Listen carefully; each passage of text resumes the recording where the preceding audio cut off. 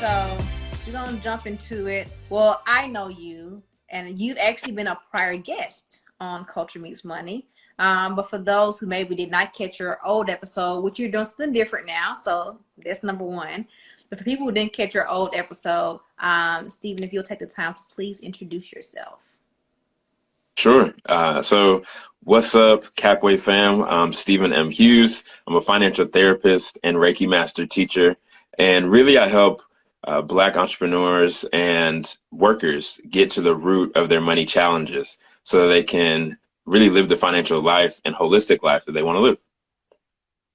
Love it. So I've known you for a while. I've seen the shift back from like always like no money to what you still do, but you made a shift into what I think is so interesting and I still find so fascinating is financial therapy. So can you walk us through kind of where you started with no money and how you've kind of made that shift into now being a financial therapist?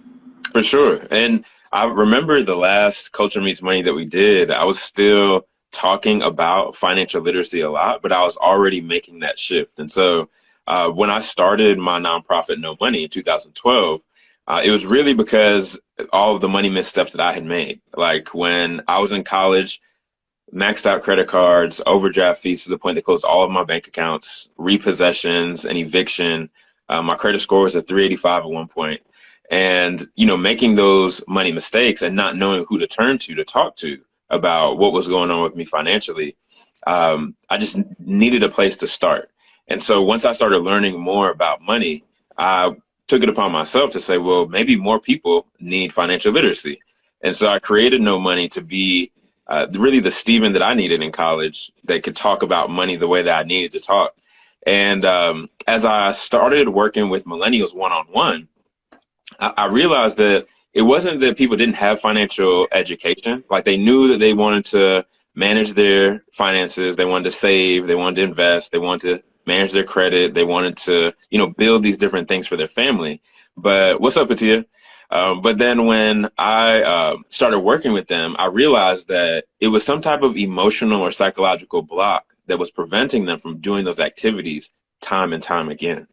And so I knew that those were the same things that happened in my life. And so I really wanted to turn my lens away from financial literacy and more so to how we think about money and how we have experienced money. And so that led me to financial psychology, behavioral finance, and financial therapy.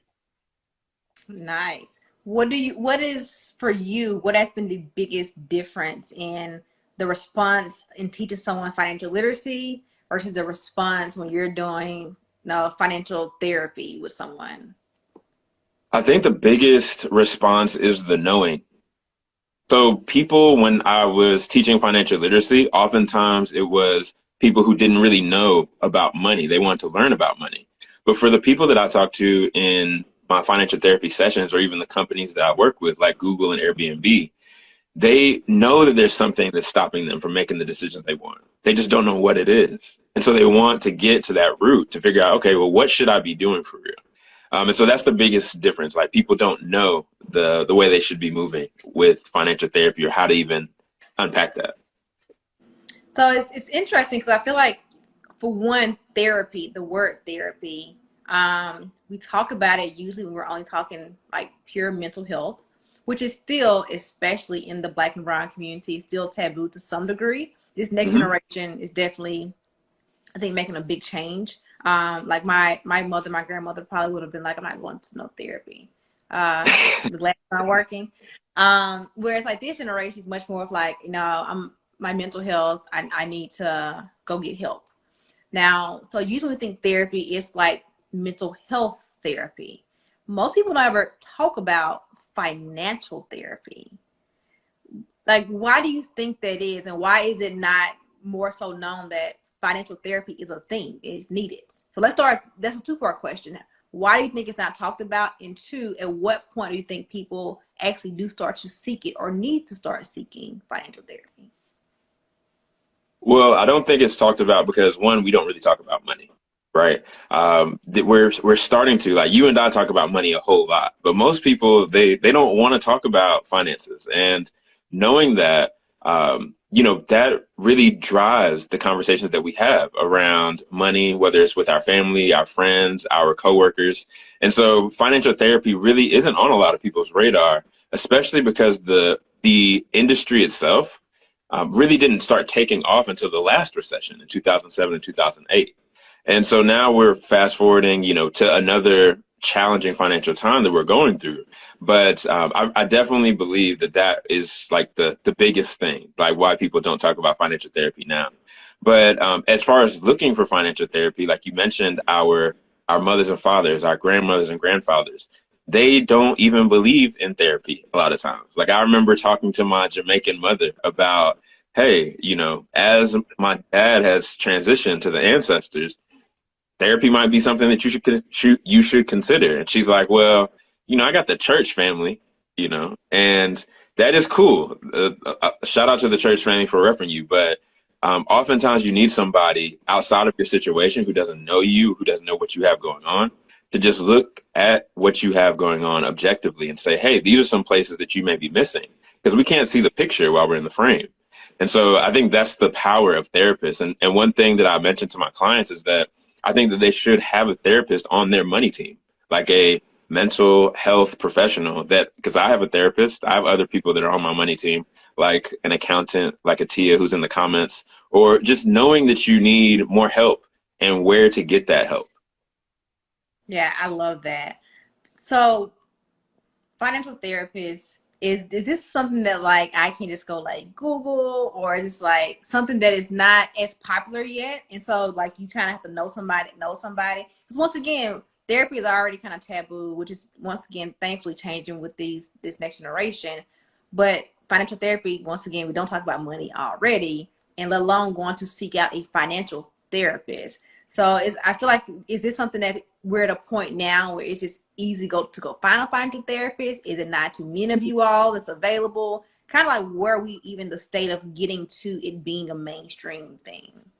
Yeah, I think that finding a financial therapist is easier now than it was before the pandemic started, right? Now we're in our junior year of the pandemic, so there's some more resources that are available to find some people who can help you really understand how you're thinking and feeling about money and what has impacted your behavior with it.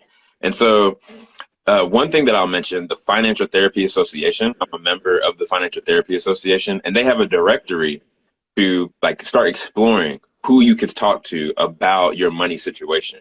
And I think that's a good place to start. But really, like taking a step back, you should ask the people who are in your network.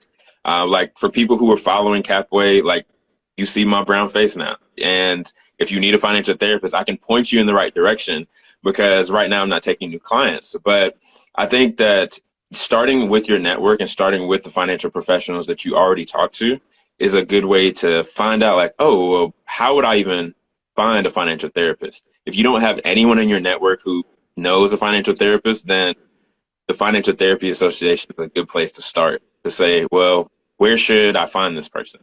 And then also looking for different certifications for that person. So for a lot of financial therapists, they may be a financial behavioral specialist. They may be a licensed medical health professional, and then they are focusing specifically on personal finance. And so there are a couple of different things you can look out for. But last and definitely not least, like make sure that you trust your intuition as you are finding this person to work with, because money is a very energetic thing, and you just don't want to be talking to any and everybody about what you have going on. You want to make sure this is somebody that you trust, somebody that you want to build with, and somebody you can see like bringing on your money team. Love it. So usually, and I keep comparing it to mental health and therapy, because I think that's what we know the most of. We don't really talk about money than financial therapy. For So sure. usually when it comes to the therapy that we do talk about, it's because someone is usually going to seek therapy. There's like some life trauma that's happened. You spoke about talking to your mom after your dad transitioned. A death has happened. Something in life that just threw us completely off, and we usually at that point go and seek therapy. What is it on the side of finance? It's financial trauma, the lack of access, lack of opportunity, lack of knowing. What does that trauma look like when you see most people finally saying, I need to go seek a financial therapist? So in real time, the trauma may look like you being super avoidant about any money conversation, any money situation, anything that has to do with money. You're talking bills in the trash. You're not answering bill collectors' phone calls. Like, and I'm mentioning these things because these are things that I experienced as well. And when you are like when you lack confidence of you making money decisions as far as for yourself, for your family, for your community, when you really can't grasp like the importance or the direction that you need to go financially, these may be some symptoms or some signs that, hey, you need to take a step back and start finding out what the root of these things are. And I know I mentioned, and I'll keep saying it, that we just don't talk about money enough. But at a young age, right, we start putting together the equation of money and value very quickly. By the age of 2, you start cranking this equation up. And so for a lot of us, if we didn't grow up in a household that talked about money, then we have to just absorb the things that are around us when it comes to thinking about money, when it comes to learning about money. So the way that we behave with money now is really like a combination of the things that we heard about money when we were younger, not only in our household, but in our community, the things that we saw our parents doing with money, the things that we experienced around money, and then the things that our parents and their parents and their parents experienced with money. Because you can even see it now with parenting. You have some people who, like, they used to get torn up when they were kids, and now they're about that gentle parenting life. And so when their children grow up to be adults, they're going to have a different way that they parent, like that is different from how their parents were either parented or how they were parented as a young age. And so that's what happens with our money and how we come to make these decisions as adults. But, you know, when we don't take a step back to see that we had some financial flashpoints or some money experiences at a young age that were so powerful that they have changed the shape and waves in our brain to the point where we are making different decisions now than we really want to. Like some people, when you spend, you don't want to, you know, blow the bag on this specific bag or anything, or eat all of your money. You really want to save towards your house for your family, or you want to push money to the side for investments. But if you don't know like what's just making you run amok with your money, then you may be thinking like, oh, I just can't get it right. I need to budget better, or I need to save more. And not thinking about like when you were younger, you didn't have the opportunity to spend money. Like you come from a household that had humble beginnings. We'll start seeing some people understand like what financial trauma could look like, or what financial trauma could have been experienced in their lives, and really start getting to that root of the issue. Financial trauma can be something that happened in adulthood. It can be something that happened in childhood that carried over into adulthood. In your Absolutely. experience, is a lot of that financial trauma, you know, growing up with more on the like poor, low income, or do you see more of like the financial trauma coming from I'm an adult now and I just don't know how to handle my money and now I'm going crazy because I'm responsible, or do you just kind of see a mixture? Well, if you experience financial trauma as a child, then what happens is our behaviors may just continue to pile up on those traumas and make us make the decisions that we don't want to make because of this unresolved place of this financial trauma that we had as a child. So then you may come into more financially traumatic experiences as an adult, but really the root of it is what happened when you were a kid. And so I can't say that there's more of like more experiences that you see as a child or coming from humble beginnings in a household than, you know, making some money decisions that are against what you really want to do as an adult. But I know that everything is connected. And so even if you didn't experience these money traumas as a child, but you get into an experience or a situation where you hit financial rock bottom as an adult, then that is a traumatic experience and it will have impact on how you behave going down the road. So you talked about the connectedness, being connected, which is going to make us transition over to you not only being a financial therapist, but a Reiki master teacher. Can you tell us exactly what that is? Yes. So a Reiki master teacher is someone who is not only a practitioner, but has been attuned to the highest level of Reiki and can also teach and attune others to become practitioners, whether it's for themselves or for other people. And when I'm talking about Reiki, it's a healing practice. It's been around for thousands of years. It was preserved in Japan, and I specifically use the word preserved because I know our people were practicing this energy healing practice before. It's just we can't pinpoint exactly where it was and what they called it. And so when people experience Reiki, it's really to focus on the energy centers in our body. Like a lot of people have heard the word chakra before, and that's what it is. It's an energy center in our body. And so Reiki really focuses on the seven major chakras from our root up to our crown that impact us every day, whether it's mentally, emotionally, spiritually, or physically. And when you're working with a Reiki practitioner or a Reiki master teacher, they're going to help you rebalance those energy centers in your body. And you usually the effects that you'll see is you'll relax more. You're less anxious. You're less stressed. And on my side of things, I believe that Reiki is a science and an art. The science of it is what we all practice, is helping people with those chakras and helping them rebalance them. But when it comes to the art of it, every single one of us has a gift that we can bring to the practice. And so for me, that gift that I bring to the practice is my experience in financial education and financial wellness over the past decade, that I can help people not only rebalance the energy in their body, but also remove any money blocks that they have in their body. So for you, they not necessarily go hand in hand, but you use one at the benefit of the other. Because you talk about being Absolutely. centered, being balanced, and you said it actually more than once. You alluded to it at least. Money is energy. Like so, can you go a little bit deeper into that when you say money is energy? Sure. So when we're talking about money, we are talking about uh, we're talking about dollars and cents, right? And these are just expressions of energy, the same way that like kilowatts are expressions of electricity and energy.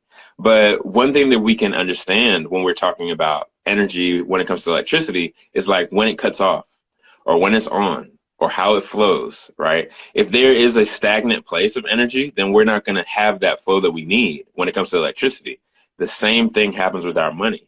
And so if the flow is cut off, then you may be acting different. Things may not be working. The light bulb might not be on in your head when it comes to making financial decisions. When things are flowing and going, like everything is on, all things are working, right? And so for money, the other thing that I'll mention as we talk about it being energy is that you also don't want to cut that flow. You don't want to be the person who puts the kink in the hose that stops the water from coming out, right? And so if you are someone who is like a hoarder of money because of financial experiences you've had as a kid, and you're just kicking a bunch of money to the side in your savings, then we need to open up that flow because the flow is made to give and receive. Like thinking about it in a spiritual sense, this is how this world has been created. We're supposed to be giving and receiving. And so if you are someone who just holds on to it because maybe you haven't had it, maybe you haven't been in a financially stable position, then that's going to mess up the flow of your money. It's going to maybe interrupt what things are supposed to be coming down the pipeline for you, for your money. And so I hope everybody can follow me with the other analogies that I put in there in regards to money and energy. And I'll mention this too, because I know that we talked about Reiki just now. So as we were talking about chakras, one thing that I'll mention is like what it looks like when your chakras are not in balance and how that is connected to your money. So your root chakra, which is generally connected to your sense of survival, if it's out of balance, then you're going to experience fear. If your sacral chakra, which is connected to your pleasure, your sense of pleasure, when it's out of balance, you're going to feel shame. When your solar plexus, which is responsible for like how you feel, your self-confidence and things like that, when it's out of balance, you're going to experience guilt. And so just those three, when we're talking about money, like think about the people in your life who feel shame around money, who feel fear around money, who Don't want feel to talk about it. Not guilt around money, and they don't want to talk about it. And so you think about those experiences that, you know, the people in your life are having, and the fact that they can't even bring it up, the fact that they can't even open it up shows you like how blocked that place is, not only in their energy centers, but even in their life. And so there's some work to be done there. I love that. I love how it is. I mean, they're technically two different things, but how they so align in the balance. Everything's connected. Everything's connected. Yeah, Everything's connected. connectedness. So, in taking both of those into consideration, what's connected, what's not, centering yourself, balancing yourself. When you look at someone who is balanced and they have a healthy mindset, they have a healthy outlook, what does that look like? What does that truly mean when someone says, I have a healthy mindset, I have a healthy financial outlook? Yeah, so for someone who has a healthy mindset, like they know that survival is a given. They know that abundance is natural, right? The same way that grass grows outside. They know that. They know that they should be able to experience pleasure with their money. It shouldn't just be grind culture 24/7. They know that they can do the things. What'd you say? I'm guilty. Look, we're gonna get it right. But you know, they know that we can be doing things that not only please us, but are also tied to our strengths that'll bring us the value that we want. Because you hear people talking about, you know, working in your purpose and your passion. But there's a healthy way to do that, not just to throw everything to the wind and say like, oh, I'm going to quit my job and become a beekeeper, because that's really what I want to do. But I think that just knowing those things, like doing things from places that you love, like giving money out of love instead of giving money out of need, how someone is talking to you. Thinking about how you communicate with money or about money, like being able to share with your family and friends what you have going on, and really using your intuition to guide you along the way when it comes to making money decisions. And last but not least, one thing that we have taken out of money, which is something that I hope we end up putting back in at some point for the general community, is that we found a I don't know, we find emotions around money so negative. Like you will hear people that say like, oh, you need to take emotions out of your money decisions. You need to like, don't be emotional about your money. Emotions are information. You want to keep those. You don't want to just disregard those. You want to make sure that if you're feeling some type of way, if you're making some money or something comes in that you weren't expecting, you want to recognize that and say, damn, why do I feel this way? Like, what's going on? Because if you don't, then you may continue to make that decision or continue to see those situations time and time again. And I think that we also like have disconnected the place where money is connected to our spirituality, our knowing that we're connected to a higher source. And so when you're all the way aligned with your money mindset, with how you're moving with your money, like those are things that like that's what it looks like. It looks like all of those things. And if you're not familiar with chakras, I just walked you through the whole chakra system with finances, from the root all the way to the crown. But So that that was is like a free lesson that we get to pay for. That somebody free, got a free little ninety bit of nine, glimpse into what it's like. free 99. But even though I didn't mention any chakras just now, every single person who's watching this and watching the replay, they understand that these are things that people feel any and every day. These are places that we want to go with our money any and every day. And so the more that we make it normal to talk about these things and how they're connected to our money, the more we'll see people who are well aligned with their finances all the way around. I love it. I always think it's interesting because you know there's been the current debates. Well, I say current to this year of like when the question goes, should pay be public? Like, should you know how much money your peers are making at the workplace? So, for sure. You know, it's the question about, even when it comes to the conversation of money, the pay gap, the women pay gap. So there's been so many conversations I think around trying to slowly pull that fear out of why don't we talk about money and having that conversation about money. I don't know if I've been seeing like a lot of these like street interviews, which we're trying to also get into. Got Um, it. Nice. but when you're asking, you can just ask somebody, how much money do you make? And people are kind of hesitant to like let you know, like that. Don't ask that question. Like Right. that's not a question that you ask. And so I think that financial therapy at least gives people who are not ready to tell the world how much money they make. They're not ready to tell the world how much money is in their bank account.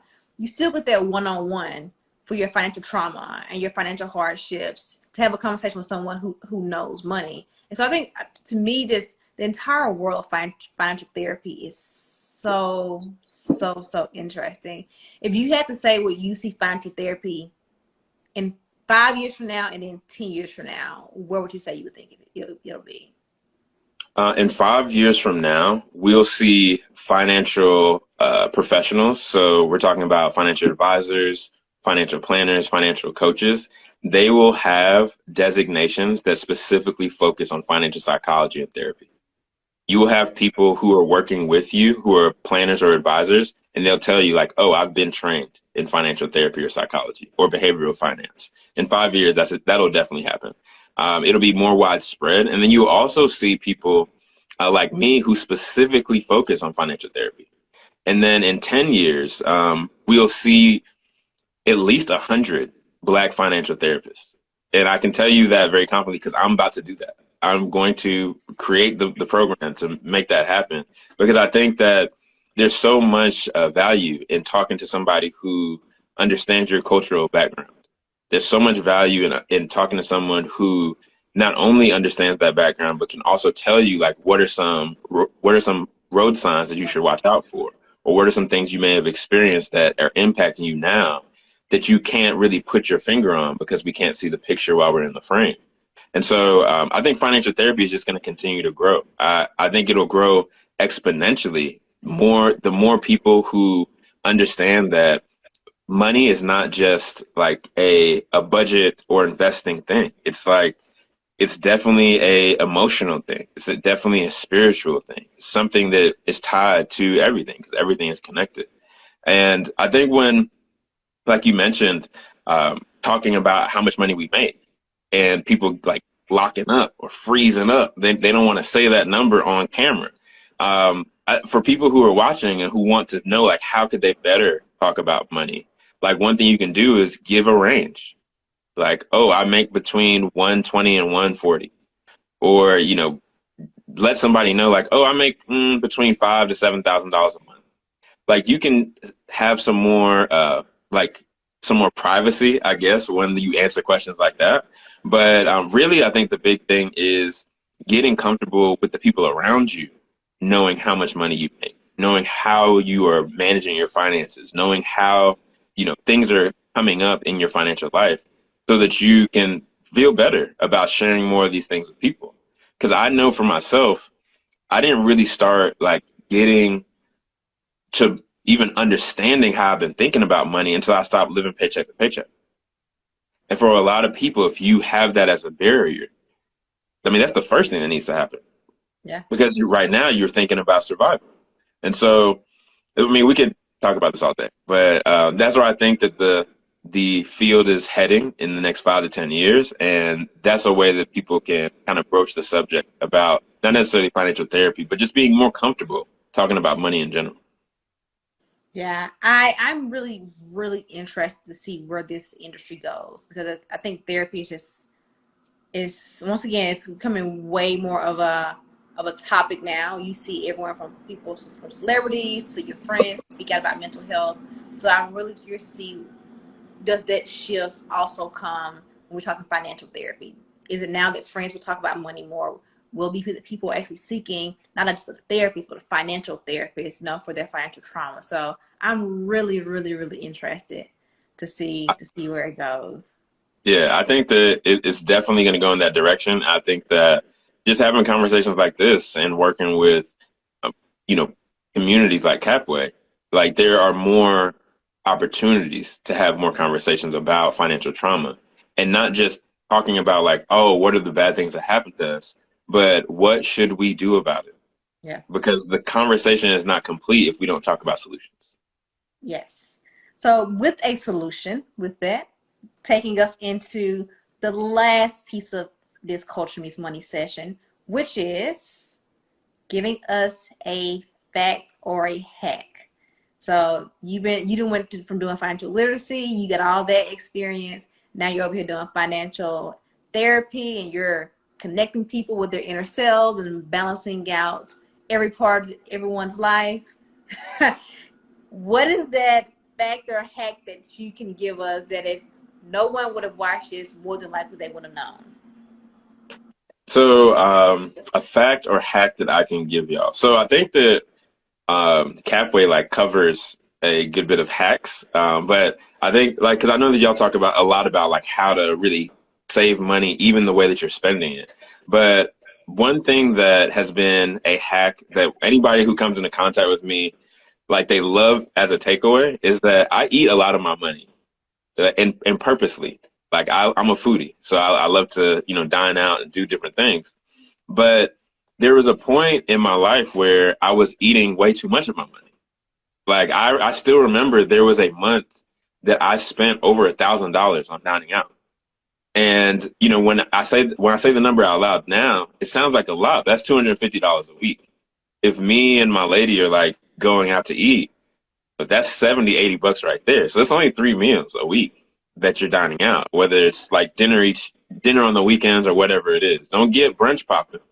But nevertheless, With the right? bottomless mimosas. With the bottomless mimosas. So, like, I'm thankful that I don't drink anymore, so I don't have to worry about that price or that fee. But if you're somebody who wants to really focus on how you're spending your money or change the way that you're spending your money, one thing that you can do is open an effort fund or a Play-Doh account for those who don't like to use profanity, right? And what this account is that it's a checking account at any bank like CapWay, where you can have a checking account, and the specific purpose of this checking account is to spend money on whatever you want.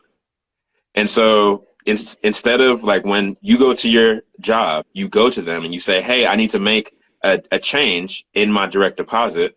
I need 90% of my money going towards this bank account so I can pay my bills. I can make sure that the lights stay on, the rent and mortgage is paid, all that good stuff. But I'm going to put a fixed number, like $200 every pay period or whatever that number is, into my CapWay account so that I can use it as my effort fund or I can use it as my Play-Doh account. And so now when I go out, I can swipe with no guilt, with no shame, right? Brunch is life, Jessica said. With no, so Jessica can enjoy brunch with no shame, with no worry. She can swipe the card, not even think twice about it. And then when the card is, when the money's gone, then it's time to pull back on brunch. It's time to eat at home. It's time to make some food at the house. And so I think that works for anybody, no matter what it is that you generally spend your money on. If you are an Amazon fanatic and your house looks like UPS, then put some money to the side for your effort fund and just only order from that card. And when the money ain't there, guess what? You're just using the stuff in the house until next month. And so I think that's the biggest hack that I can give people, because one thing that I know for sure, and I remember Tiffany Aliche, the Budgetnista, saying this like years ago, is that inconvenient money gets saved. And so when you separate your money, you start putting it into buckets. And when you don't have to, you could do the same thing with your savings account. Like when the money is in another place or out of sight, out of mind, it's going to start stacking. That's just what it is. And so that's one thing that people can do if they want to hack to manage their money better before they have built their mental money muscle to say like, oh, I shouldn't be spending my money on that, or I want to spend my money on this. Set up that Play-Doh account, set up that effort fund with CapWay, and you'll be cooking with gas. And you don't have to worry about overdraft fees. So once it starts declining, that means the money's gone and you got to wait until next pay period or next transfer comes in. Exactly. Because we don't do fees over here. I hate fees. I hate fees. And so you shouldn't be, getting torn to shreds with fees. And that's why I love like working with y'all. I got my CapWay card. I ain't gonna show it, you know what I'm saying? Even though the number ain't on the front, but I got my CapWay card locked. It's okay. We'll wait on the picture to be sent and we'll post on the CapWay account. I'll wait. Word, word, All word. right. The next time I'm out and I'm eating dinner, Make we sure in you do there. that. Yes. All right. Before we let you go, people are interested in financial therapy. How can someone find you? How can someone work with you? How can I know you're not taking clients right now, but Hmm. if someone is looking for you or for you to point them in the direction, see, that's what I'm talking about. And you swipe your card too, so Yeah, you see the edges is kind of tattered, so you cannot be swiping. that must have to But swipe it. we in here.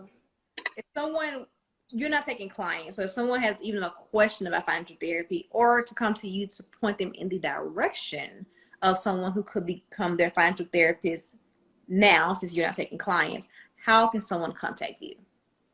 So they can definitely holler at me here on Instagram. I'm active when it comes to messages now that I'm back from my social media break. And so they can find me at Stephen M. Hughes, M like money, Stephen M. Hughes here on Instagram, or they can go to my website, which is stephenmhughes.com to learn more about financial therapy, about money Reiki, and really about unpacking the experiences that we've had as Black people in this world and people of color in this world to make sure that we can do what we need to do to get where we need to be and live that holistic life, including financial life. Love it. And you still got to help me get to sleep. You still owe me sleep. I'm gonna listen. I'll be in Atlanta next week. I got you. I was thinking about it. I was like, I'm gonna see Sheena this week on virtually. I'm gonna see you in person next week. So don't Well, worry. I I hope you get got here you. I early. got something for you. I'm leaving next week, so I hope you get here early. But When? I'm When? still waiting on you to help me get some sleep. So I'm holding I you got to it publicly, holding you to it. For those who joined us for this session of Culture Meets Money, thank you. For those who are going to check out the replay, I hope you really get something in as we're talking about financial therapy. I know it's not something that you might not even knew existed, and or want to be more interested in it, definitely reach out to Steven. He's an amazing person at what he does when it comes to financial therapy. So for those who joined us and for those who will watch this later, you guys have a great one. Peace, y'all.